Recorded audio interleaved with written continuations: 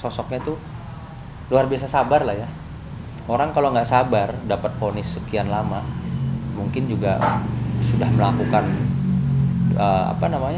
hal-hal yang negatif gitu.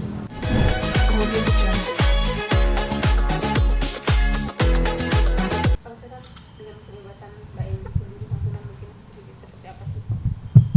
Ya, yang pasti saya juga turut senang ya, alhamdulillah hari ini saya mendapatkan info bahwa Mbak Angelina Sondak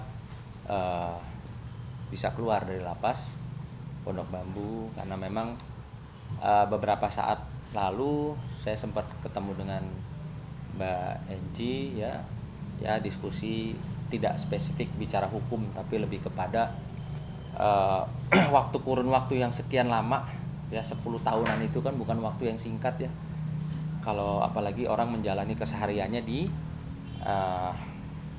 sesuatu tempat yang nggak bisa kemana-mana gitu. Jadi buat saya betul-betul Mbak Enji ini luar biasa ya, dia menjalani putusan hukum sebagai warga negara yang baik, dan dia juga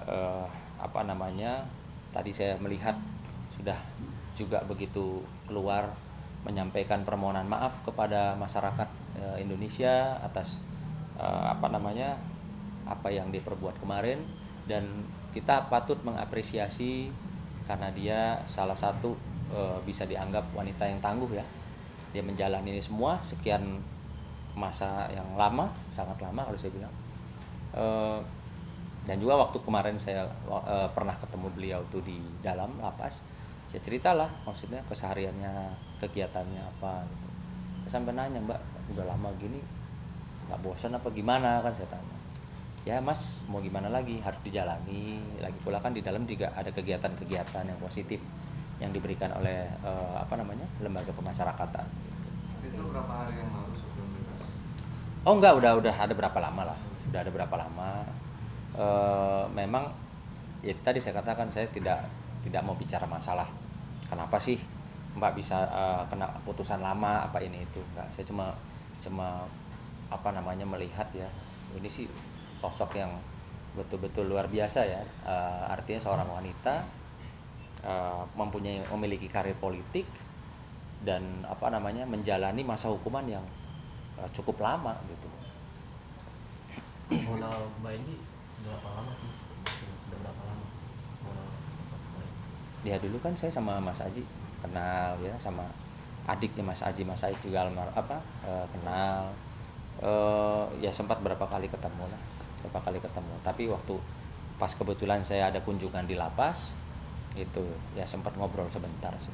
Kemarin terakhir telepon kenapa itu Pak? Gimana? Sempat Telepon berkomunikasi kenapa? via telepon. Oh nggak ada. Kan memang kan di dalam lapas juga kan nggak boleh ya menggunakan sarana telepon kecuali memang disediakan oleh lembaga pemasyarakatan. Tapi ketika waktu ketemu sempat minta bantuan hukum juga untuk Enggak sih. proses percepatan kebebasannya. Enggak ada ngomong soal itu kan. Saya bilang nggak ada ngomong soal hukum, tapi lebih kepada saya berempati, artinya udah sekian lama loh dia menjalani proses dan tidak istilahnya membuat dirinya juga menjadi mungkin frustasi karena sekian lama loh.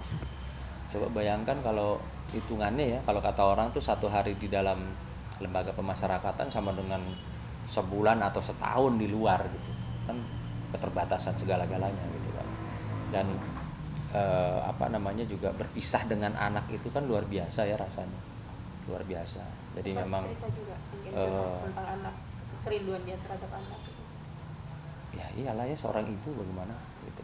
Makanya saya juga tadi melihat juga betul-betul salut, mengapresiasi bahwa Mbak Enji keluar itu ketemu dengan teman-teman media, minta maaf juga sama putranya ya, Keanu ya, sama Keanu yang akhirnya bisa tumbuh dengan baik tanpa didampingi oleh seorang ibu. Lalu juga Mbak Enji mendatangi makamnya Mas Aji, Mas Said gitu. Artinya ya ya saya sebagai orang yang mengenal eh, Mbak Enji ya ikut berbahagia, ikut apa namanya, mengapresiasi lah gitu. Ketika ada pertemuan waktu itu ada kata penyesalan juga nggak sih, Pak? Itu kan lebih kepada bicara urusan politik ya. Saya juga nggak singgung soal itu. Saya hanya apa ya, melihat sosoknya tuh luar biasa sabar lah ya. Orang kalau nggak sabar dapat vonis sekian lama, mungkin juga sudah melakukan apa namanya, hal-hal yang negatif gitu. Waktu saya ketemu terakhir itu kan juga sudah menjalani sudah lama gitu. Artinya sudah bukan baru 1-2 tahun atau 3-4 tahun di dalam lapas, tapi sudah lama gitu. Artinya saya lihat waduh luar biasa, Mbak Enji ini luar biasa, patut diapresiasi lah gitu. Melihat bebasnya Mbak Enji sendiri ini jadi kayak suatu pelajaran tersendiri gak sih Bang Sunan melihat kayak bakal mengulang lagi nggak kira-kira? Mungkin saya rasa Mbak Enji bisa bercerita ya, bisa bercerita, sharing, berbagi dengan masyarakat ataupun dengan teman-teman artis yang kebetulan berkecimpung di dunia politik. Saya rasa dan saya yakin banyak sekali yang bisa diambil dari Mbak Enji ya, paling tidak rambu-rambunya lah supaya tidak terpleset, supaya tidak terjerat seperti Mbak Enji gitu. Jadi bisa juga apa namanya, dengan pengalamannya Mbak Enji itu selama sekian hampir 10 tahun di dalam lapas itu bisa jadi apa namanya, panduan ya bagi teman-teman artis khususnya yang berkecimpung di dunia politik, yang jangan sampai apa namanya, terpleset. Bakalan kembali ke politik lagi nggak Bang? Waduh, saya kurang tahu kalau kayak gitu. Dan saya sih mungkin apa namanya, berpikir Mbak Enji akan lebih fokus dulu ya kepada keluarganya tentunya, yang sekian lama berpisah itu kan luar biasa. Bang Sunan mengenal sosok dari mungkin kuasa hukumnya juga sih, kuasa hukum dari Mbak Enji atau gimana? Ini siapa? Oh, Kuasa hukumnya siapa? ya makanya saya menanyakan. Belum. Oh, enggak, saya belum dapat info. Oh, gitu. Nah, Lagi? Sebagai sahabat, mungkin apa sih yang menjadi tolak ukur nih, mengingat Mbak Enji kan baru keluar, pesan apa nih yang ingin disampaikan ke Mbak Enji sendiri?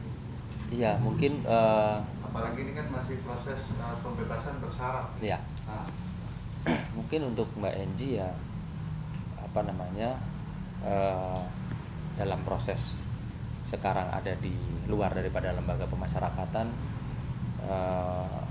ya bisa menjadi contoh lah ya, bisa menjadi contoh kepada masyarakat dan teman-teman artis. Dan saya yakin juga Mbak Enji juga ingin apa namanya, lebih menghabiskan waktu bersama keluarga tentunya ya.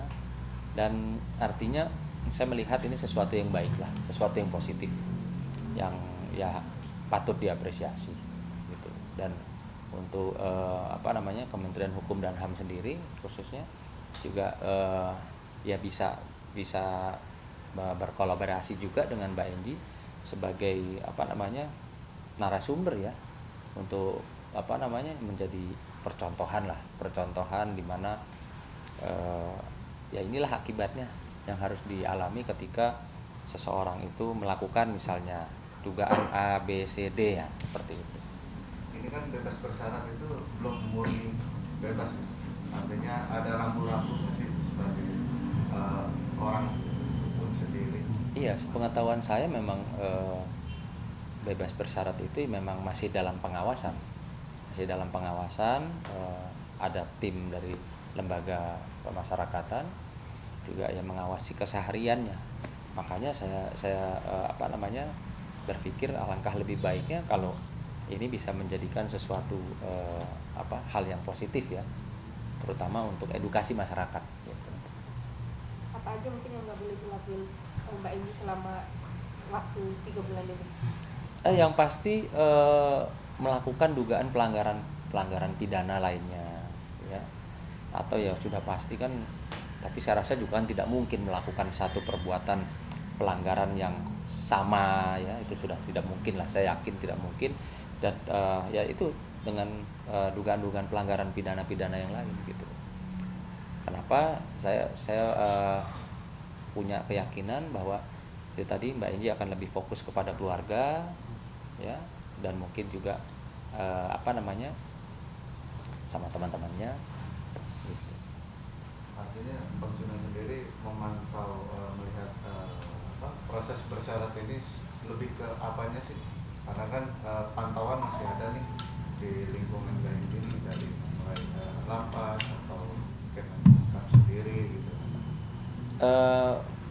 Kalau saya rasa ini bukan hal yang spesial ya, spesial dalam arti kata karena orangnya ini Mbak Enji, bukan, tapi lebih kepada memang semua masyarakat mendapatkan hal yang sama atau hak yang sama ketika dia menjalani pembebasan bersyarat gitu. Jadi saya yakin juga tidak ada perlakuan khusus lah. Di bebas bersyarat ini kurun waktu kan 3 bulan. Artinya Mbak Enji harus seperti apa sih kalau menurut Bang Sunan sendiri? Ya, itu Selain tadi. jangan sampai terjerat pidana yang lainnya. Ya itu tadi, tentunya bisa menjadikan contoh ya kepada masyarakat, bisa mengedukasi masyarakat, karena kan juga memang pastilah gerak-gerik daripada keseharian Mbak Enji selama berapa bulan ke depan juga dipantau oleh media, teman-teman media juga khususnya kan gitu. Pastilah juga ya, saya yakin lah nggak ada masalah. Saya yakin nggak ada masalah, dan saya juga yakin akan membawa satu hal yang baik dan positif untuk banyak orang. Jadi kalau untuk aktivitas di luaran sudah bebas ya? Maksudnya kayak misalnya dia mau terjun lagi ke dunia entertain atau Sepengetahuan saya biasanya tetap harus dilaporkan ya, dilaporkan apa kegiatannya bagaimana gitu loh. Sehingga istilahnya ada, dia tetap terpantau lah ya, tetap terpantau. Bebas bersyarat ini kan mau nggak mau boleh dibilang harus izin melapor kembali ya. Iya, memang ada jadwalnya ya, ada jadwalnya, kayak semacam lapor diri, lapor kegiatan gitu. Karena masih dalam pantauan. Kan juga dulu ada artis juga yang menjalani hal yang sama ya, seperti itu. Sama aja, nggak ada perlakuan khusus saya yakin. Cukup. support dan dukungannya buat Pak Enji Oh, iya. dan keluarga. Iya, buat Mbak Enji, saya ikut berbahagia. Alhamdulillah hari ini bisa pulang kembali berkumpul bersama keluarga. Saya juga sangat mengapresiasi dengan statement-statement Mbak Enji ya, yang meminta maaf kepada masyarakat dan ingin kumpul bersama keluarga. Nah, saya harapkan mungkin Mbak Enji bisa menjadikan percontohan ya, mengedukasi masyarakat, khususnya teman-teman artis yang ingin terjun di dunia politik maupun yang sudah berkecimpung di dunia politik. Mbak Enji berkenan membagi, sharing ya, bagaimana dan apa sehingga bisa terjerat proses satu kasus hukum gitu. Sekali lagi selamat Mbak Enji, semoga ke depan lebih baik dan bisa kembali berbahagia bersama keluarga. Tadi pagi ada keinginan nggak sih untuk menjemput? Wah, itu kan bukan kapasitas saya. Enggak lah, kebetulan saya ada kesibukan nganter istri.